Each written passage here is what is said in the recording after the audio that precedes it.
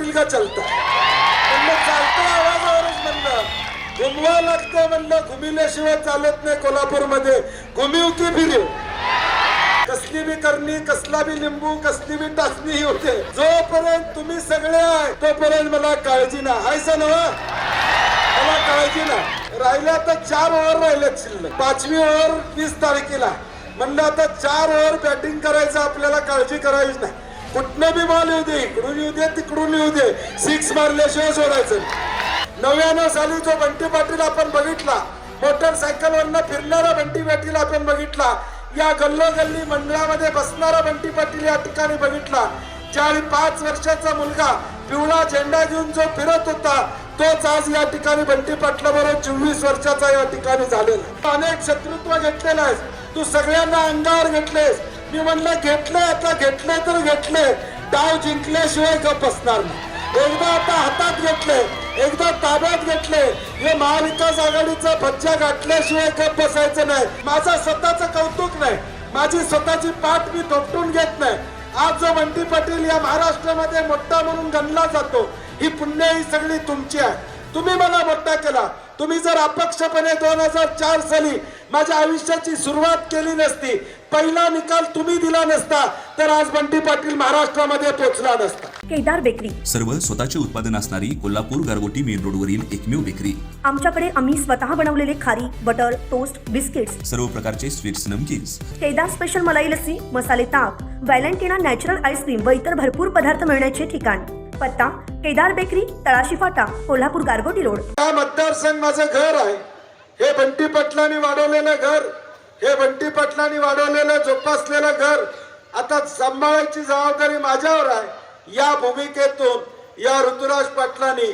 तुम्हा सगळ्यांना एकसंध ठेवण्याचं काम तुम्हाला चांगल्या दिशेला घेऊन जाण्याचं काम सातत्याने या ठिकाणी केलं आणि म्हणून तुम्हा मंडळींना सुद्धा अभिमान असला पाहिजे की राज्यामध्ये आम्ही ज्यावेळी जातो कोल्हापूर जिल्ह्यातून बाहेर जातो त्यावेळी तुम्हाला देखील सांगायला आनंद वाटला पाहिजे की आमचा आमदार सुसंस्कृत आहे तो गुंड नाही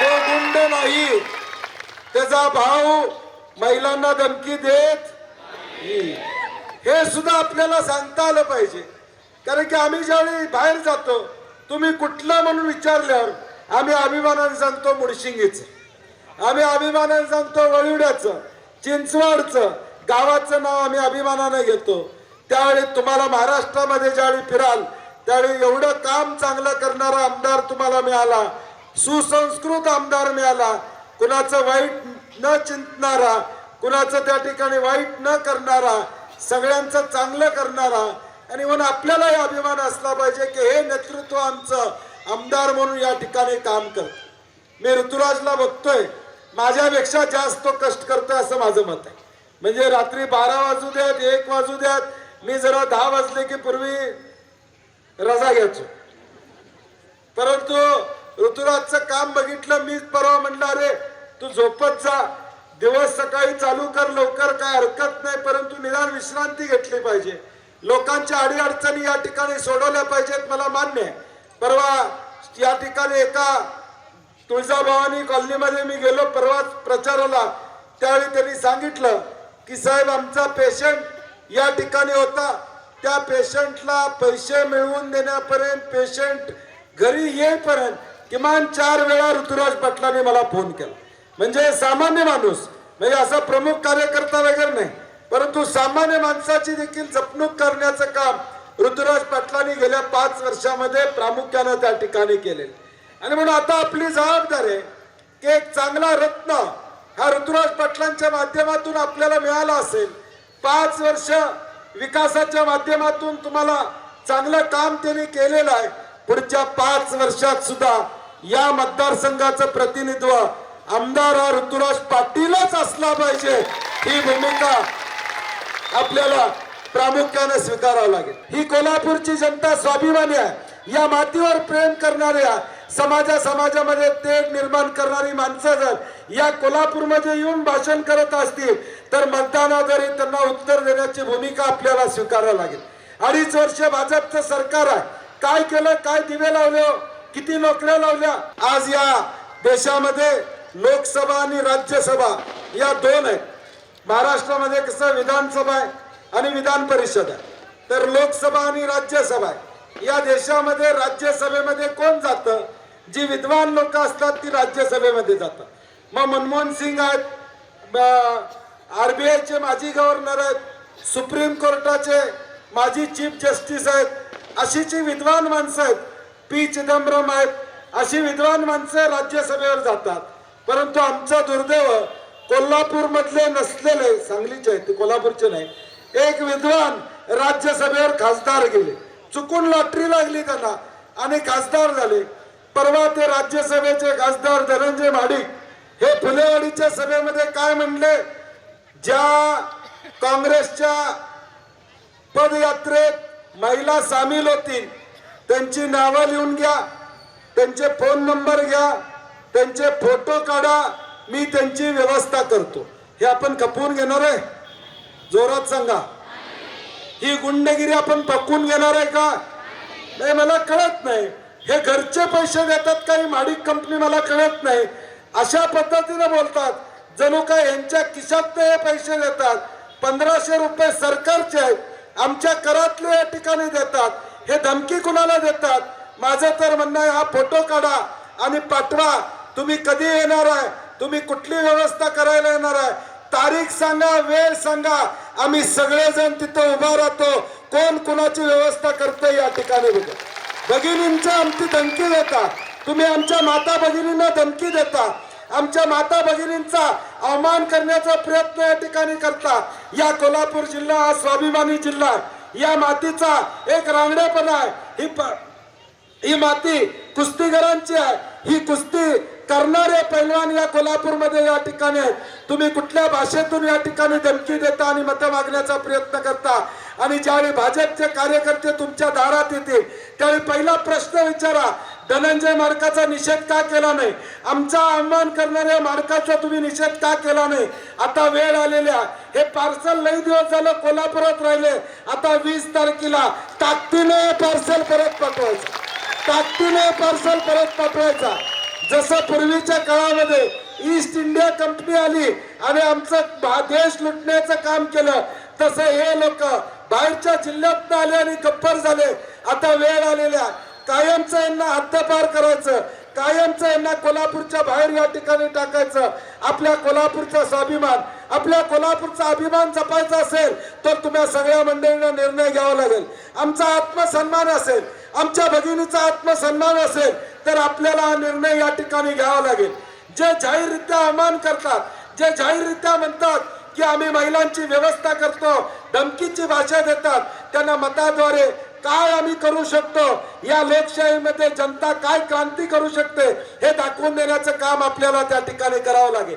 हे मुळशिंगी असू दे, हा जुना मतदारसंघ असू दे, सातत्यानं तुम्ही माझ्यावर प्रेम केलेलं आहे, सातत्यानं तुम्ही मला मोठं केलेलं आहे.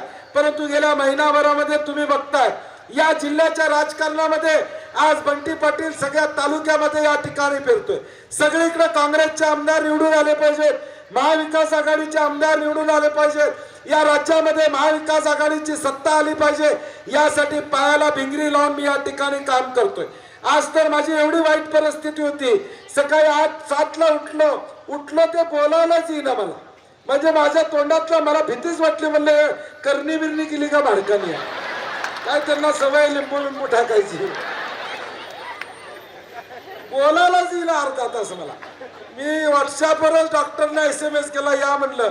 मग सांगितलं मिठाचं पाणी घ्या, गुळण्या करा. गुळण्या केल्या, सकाळी हळूहळू आवाज बोलायला लागला. 10ची स्पीड आता 100वर आले. आता सुरुवात झाली. म्हणले डॉक्टर म्हणले तुमचे भाषण चालू आहे, दररोज तुम्ही बोलताय, त्यामुळे घशाला इन्फेक्शन झालंय. मी म्हणलं आता इन्फेक्शन होऊ दे, काय व्हायचं ते होऊ दे, एकदा यांचा कंडका पडल्याशिवाय झोप बसायचं. आता राहिलेत किती दिवस? आज तारीख काय? 15 तारीख. राहिल्या आता 4 ओव्हर राहिलेत शिल्लक. 5वी ओव्हर 20 तारखेला. म्हणलं आता 4 ओव्हर बॅटिंग करायचं, आपल्याला काळजी करायची नाही. कुठनं बी बॉल येऊ दे, इकडून येऊ दे, तिकडून येऊ दे, 6 मारल्याशिवाय सोडायचं, कुठून बी येऊ दे, हायगाय करायची नाही. म्हणलं आता 4 दिवस. मी डॉक्टरला म्हणलं कसलं बी इंजेक्शन दे, इथं घशात दिलंच तरी चालेल, खरं आवाज बंद होऊन चालणार नाही. इस आवाज पे बंटी पाटील का चलता म्हणलं, चालतं आवाजावरच म्हणलं. घुमवा लागतं म्हणलं, घुमिल्याशिवाय चालत नाही. कोल्हापूरमध्ये घुमीव की फिरीव ऐकाय नाही. आणि म्हणलं 4 दिवस देवाला म्हणलं काय 20 तारखेला माझं काय करायचं ते कर, संध्याकाळी 19 तारखेपर्यंत एवढा आवाज बंद होऊ देऊ नकोस म्हणलं. आशीर्वाद दे म्हणलं. कसली बी करणी, कसला बी लिंबू, कसली बी टाचणी होते. जोपर्यंत तुम्ही सगळे आहे तोपर्यंत मला काळजी ना हायचं नवा, मला काळजी ना, टेन्शनच नाही माझं. सगळा ताप कमी होतोय, सगळं आजार कमी होतोय. लोकात आलो की मी टेन्शन फ्री होते आणि मुडशिगीत आलो तर आणि ताकद येते, म्हणजे ताकद येते, एक उत्साह येतोय. मी निघव्यात म्हणलं, पाचगाव मध्ये म्हणलं, अरे मुडशिगीत टायमावर पोचायला पाहिजे बाबा नो, ती करंट असतोय तिथं, तो करंट मला पुढचे 4 दिवस चालवतोय म्हणजे ते पुढे घेऊन जातोय मला. आणि म्हणून माझी विनंती आहे तुम्हाला, तुम्ही सगळ्या मंडळींनी माझ्यावर प्रेम केलेलं आहे. हे प्रेम मी माझ्या आयुष्यामध्ये या ठिकाणी विसरू शकत नाही.